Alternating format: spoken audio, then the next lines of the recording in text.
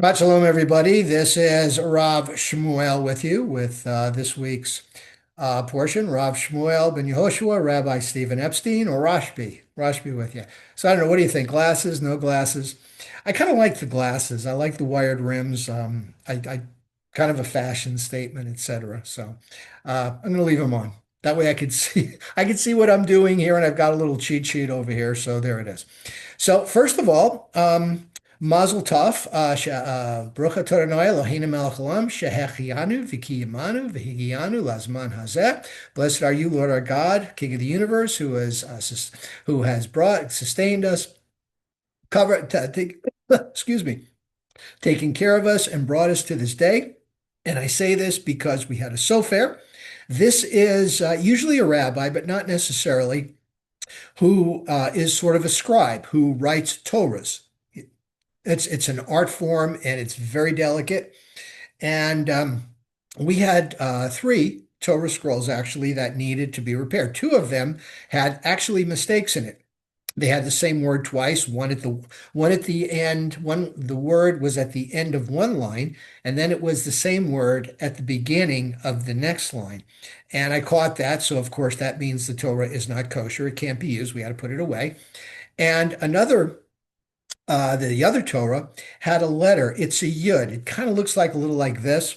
And it should have been a vav, which is basically the same letter, but it's kind of got a longer stem on it. So he needed to correct those. Those took a couple of minutes. And then this other Torah, he takes back with him. We'll have it back in 3 weeks after he's looked over it. So somebody told me that their great uncle or somebody or grandfather in another synagogue was reading the Torah right out of the Torah, found a mistake, and the University of Judaism gave him an honorary doctorate. So I'm kind of still waiting for mine.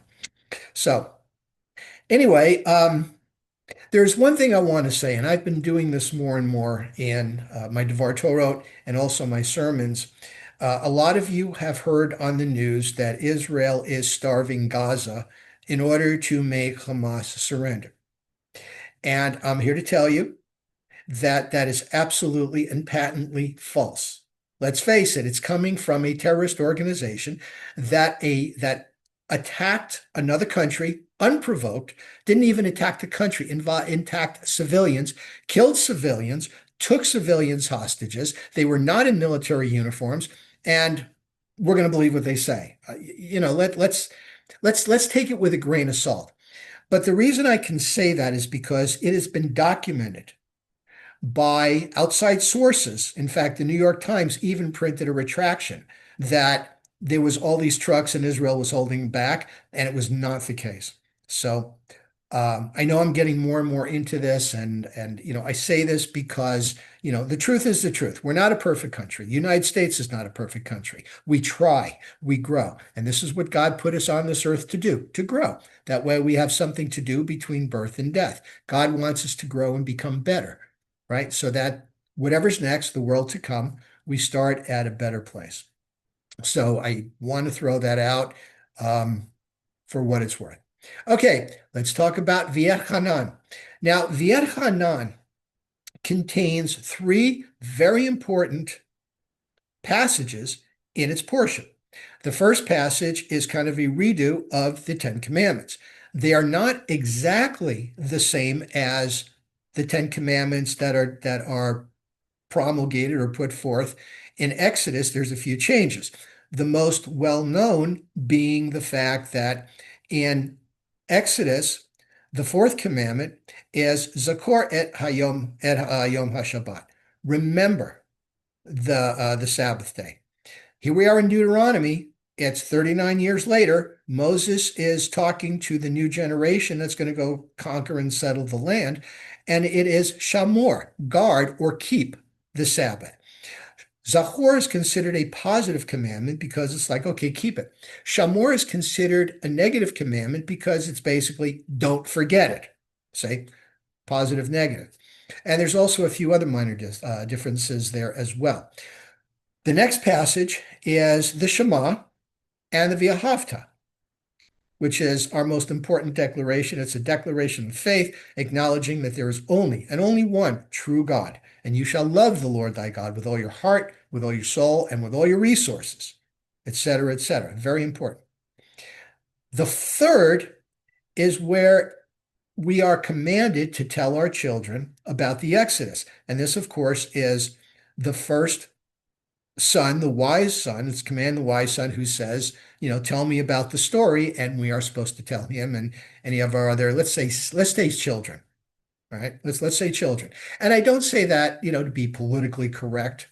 I say that out of respect because why shouldn't females be included in the processes? Way back when the Torah was written, men had their place. Men are physically stronger. They go out and work the field and they deal with the cattle and have their trades. Women are more spiritually evolved. They're closer to God, they give birth. So women are the ones that are in the house and take care of the kids and imbibe social, well, not imbibe, but imbue, that's the word. Imbibe, wow. Imbue social and moral ethics for our kids and take care of the kids. It was just it depends on your aspects. Whatever you're good at, you do, and that's what it is. Men are more physical, women are more spiritual and emotional. So, we have jobs that reflect those traits and characteristics, and that's really all there is to it.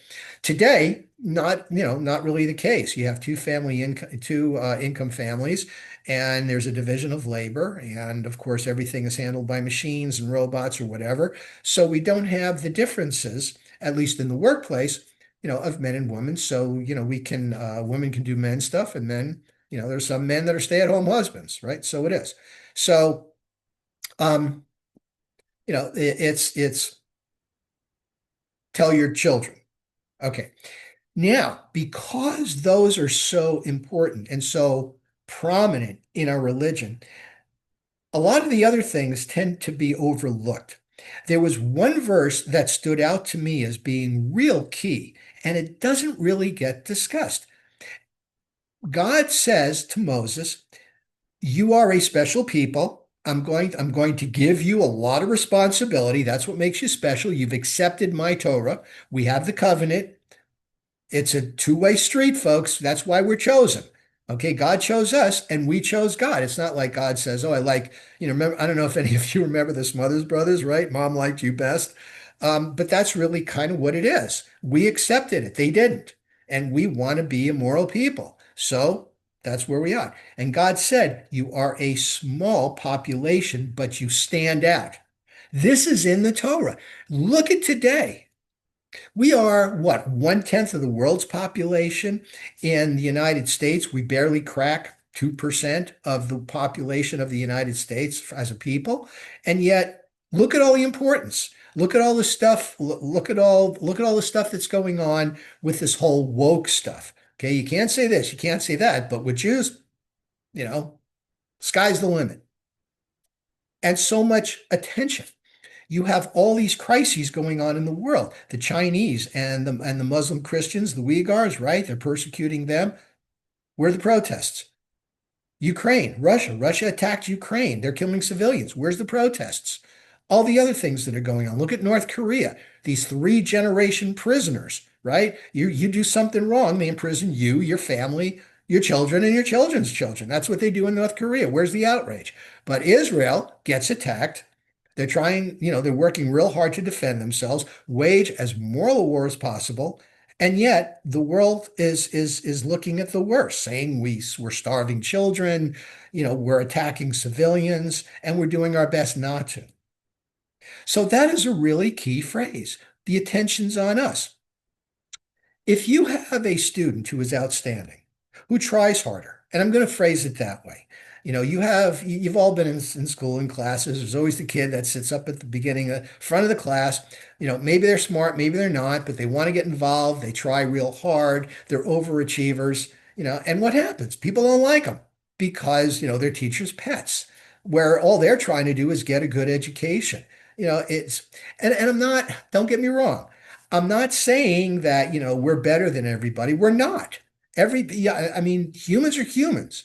And that's the whole point. We just have to be the example. We have to show people. That puts a lot of onus and responsibility on the Hebrews, on us Judeans. We have to show the world, you respect people. Okay. you honor the stranger. You welcome people, right? You don't gossip. You don't, look at all the gossiping that's going around. We don't do that. God says don't do it. In the Torah, it says don't murder twice. How many times in one form or another does it say don't gossip or don't talebear? I've counted 8. What does that tell you about the importance of gossiping versus anything else, right?